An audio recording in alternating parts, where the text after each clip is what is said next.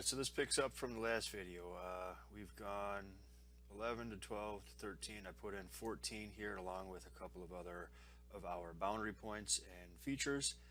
And now we're going to continue along in the traverse. So we need to finish our traverse from 14 to 15 and back to 11. So here's a new station setup. I'm going to 14. I'm going to leave my instrument height at 0.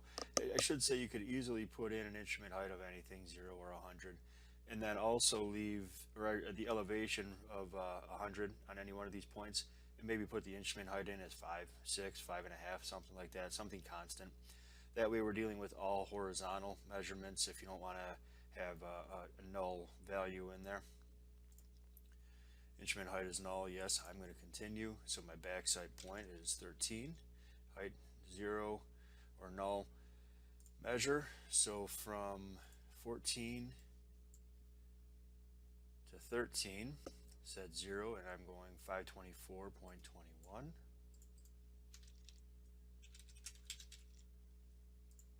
And my horizontal error is 0, as we would expect. It's exactly like it should be. So go ahead and set that for station setup.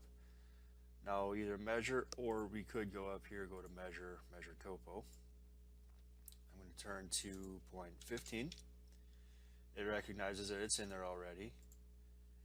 Horizontal angle to 15 is 141, 45.10, and the slope distance to 15 is an even 512. Okay, so I'm going to 15. It knows that it's in there because it says when I hit store here, it says, what do you want to do? And I can either discard this measurement, rename this point, or store as check. I'm actually going to store another here. I'm going to go 15 on top of 15. That way it recognizes when we do the traverse what we're doing. You can see we came up a little off, 10th off as we come around here. So I'm going to store another one at 15.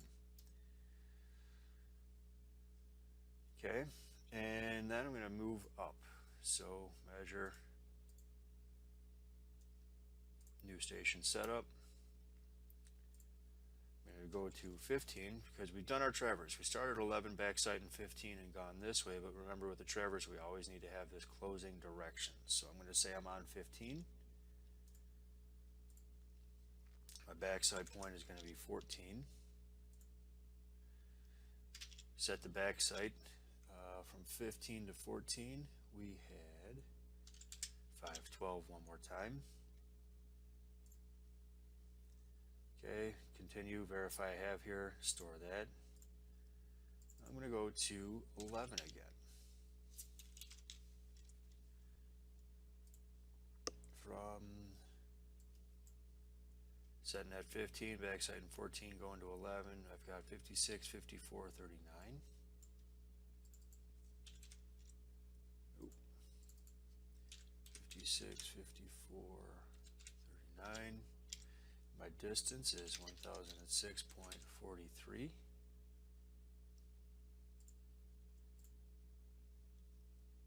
Okay, you can see we're going all the way down here. So point name 11, code. Once again, it comes up, hey, you already got an 11 in there, so what would you like to do? We missed it by 1600. It's getting a little worse, so we're going to do a correction as we go through here, and I'm going to store another one. I'm going to put 11 on top of 11 and accept that. Okay. I don't want to put in any of the other points. I could. There are lots of other boundary points and features to put in based on these notes. For right now, I'm just going to leave it at that. Leave it as my traverse. So now I'm going to go up to menu, COGO, traverse. Give it a traverse name. I'm actually just going to call it traverse 1. What am I starting station at? That was 11. Okay, so I want to add in my points, and I'm going to add them in sequentially. So I hit the add button. What do I want to add? Which way do I want to go? Up to 15 or over to 12? I want to go to 12. And keep adding after that. And you can see it's actually going to put in the traverse that I've done. It knows what order and what direction we've set these in. So I started at 11, went to 12 to 13, 14 to 15, and 11. And there we go. That's it. I have 11 to 12 to 13. This is my traverse that I want to correct. So I'm going to go ahead now and just hit close. I don't have any other to add. In fact, if I add this, it's going to say I can't find anything else. So I'm going to go ahead and close this. Make sure this is all correct. 11 backside and 15 going to 11. This actually should be 12 here.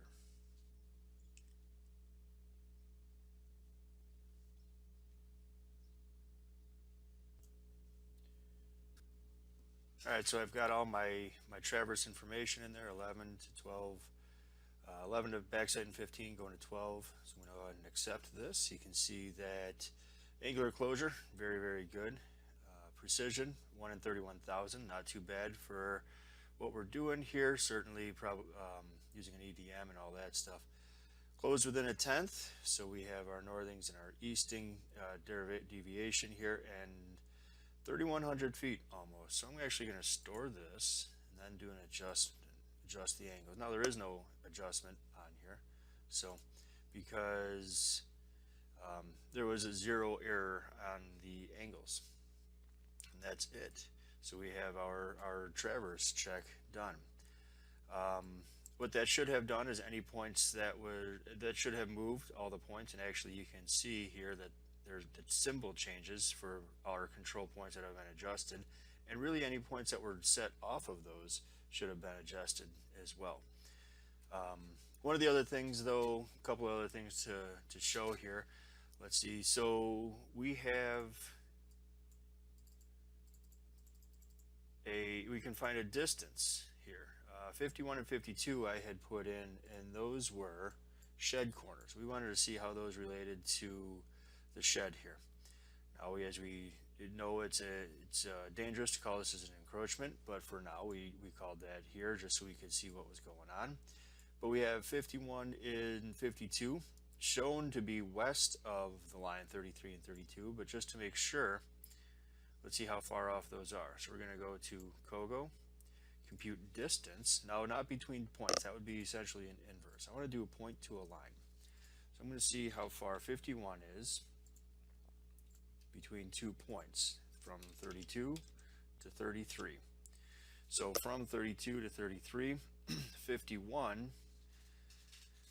is almost 2 feet left, and I know it's left because this negative sign. See, we're going up 32, so essentially up station would be this direction, going north, and we're left, so our offset is left. Now we can also zoom in here real close.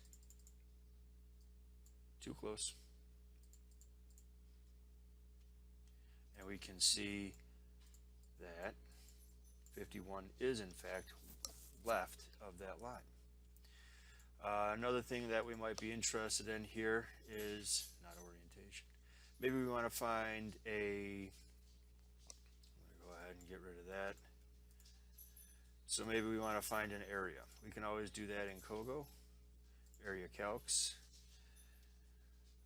Let's see, let's do the area of our traverse. So I'm going to go 11 to 12 to 13 to 14 to 15. Calc that up, and here we go. We get that area of our traverse, our area on the ground, 508,000, almost 509,000 square feet.